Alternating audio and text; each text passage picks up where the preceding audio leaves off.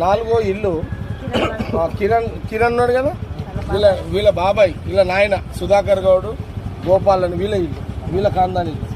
వీళ్ళింట్లోకి పోయినా, వీళ్ళింట్లో పోయినట్టు municipal chairman ఆయన కిరాయికి ఉన్నప్పుడు ఈడ మున్సిపల్ చైర్మన్. మళ్ళీ దాని తర్వాత గొల్ల అంజయ్ ఇంట్లోకి పోయినాం. దాని తర్వాత ఆర్ శంకర్ అన్న ఇంట్లోకి వచ్చినాం. మా అమ్మ చనిపోయిన తర్వాత ఆర్ శంకర్ ఇంట్లోకి 2003లో వచ్చిన. ఇది ఇప్పుడున్న ఇల్లు అందులో కిరాయికి వచ్చిన.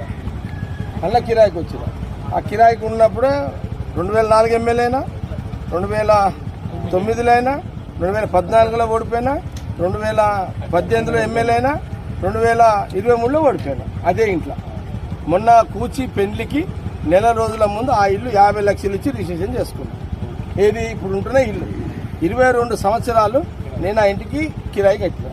మొన్న కూచి పేరు మీద ఇల్లు కొన్నాను 50 లక్షలు ఇచ్చి.